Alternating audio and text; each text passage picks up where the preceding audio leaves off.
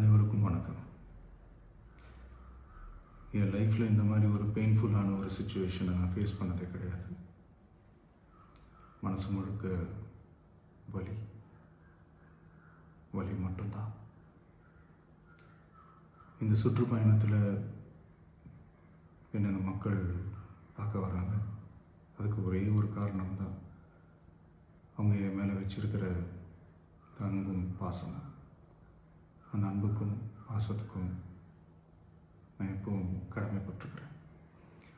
அதனால தான் இந்த சுற்றுப்பயணத்தில் மற்ற எல்லா விஷயங்களையும் தாண்டி மக்களுடைய சேஃப்டி, அதில் எந்த காம்ப்ரமைஸும் பண்ணிடக்கூடாதுன்றதுக்காக தான் அது என் மனசில் ரொம்ப ஆழமாக இருக்கும் அந்த எண்ணம். அதனால தான் இந்த அரசியல் காரணங்கள் எல்லாத்தையும் தவிர்த்துட்டு ஒதுக்கி வச்சுட்டு மக்களுடைய சேஃப்டி மட்டும் மைண்டில் வச்சுக்கிட்டு அதுக்கான இடங்களை சூஸ் பண்ணுறது, அதுக்கான இடங்களை பார்த்து பெர்மிஷன் கேட்குறது, போலீஸ் டிபார்ட்மெண்ட்டில் அதை ரிக்வெஸ்ட் பண்ணி கேட்போம். ஆனால் நடக்கக்கூடாதது நடந்துருச்சு. ஆனால் மனுஷன் தானே. அந்த நேரத்தில் அத்தனை பேர் பாதிக்கப்பட்டு இருக்கும்போது எப்படி அந்த ஊரை விட்டுட்டு என்னால் கிளம்பி வர முடியும்?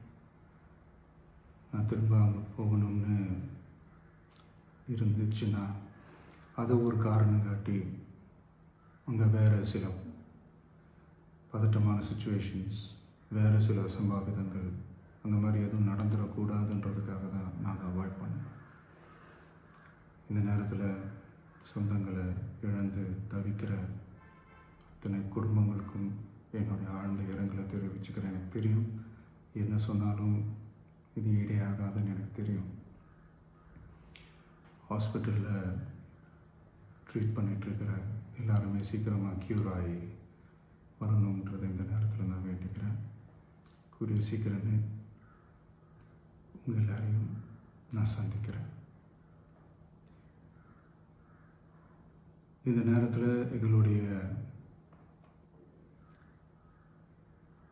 வலிகளை, எங்களுடைய நிலைமையை புரிஞ்சுக்கிட்டு எங்களுக்காக பேசின அரசியல் கட்சிகளை சார்ந்த நண்பர்கள், தலைவர்கள் அனைவருக்கும் என்னுடைய நன்றியை தெரிவிச்சுக்கிறேன்.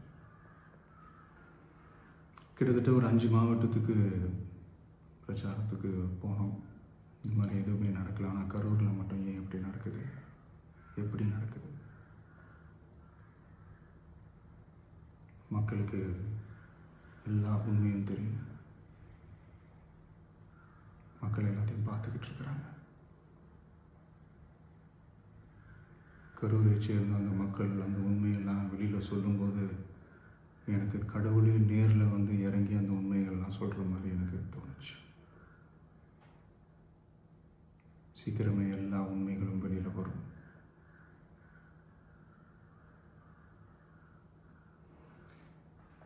எங்களுக்கு தரப்பட்ட இடத்துல நாங்கள் போய் அந்த ஸ்பாட்டில் நின்று நாங்கள் பேசிட்டு வந்தோம். அதை தாண்டி எந்த தவறும் எங்கள் சைடில் நாங்கள் எதுவுமே செய்யலை.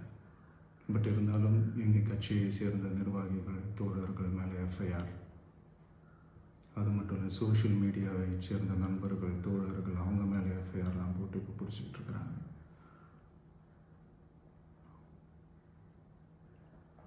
சிஎம் சார், உங்களுக்கு ஏதாவது இந்த பழி வாங்கணும் அப்படின்ற எண்ணம் ஏதாவது இருந்துச்சுன்னா என்ன வேணாலும் பண்ணுங்க. அவங்க மேலே கை வைக்காதீங்க. நான் ஒன்று வீட்டில் இருப்பேன், இல்லை நான் ஆஃபீஸில் இருப்பேன். என்ன வேணாலும் செய்யுங்க. நண்பர்களே, தோழர்களே,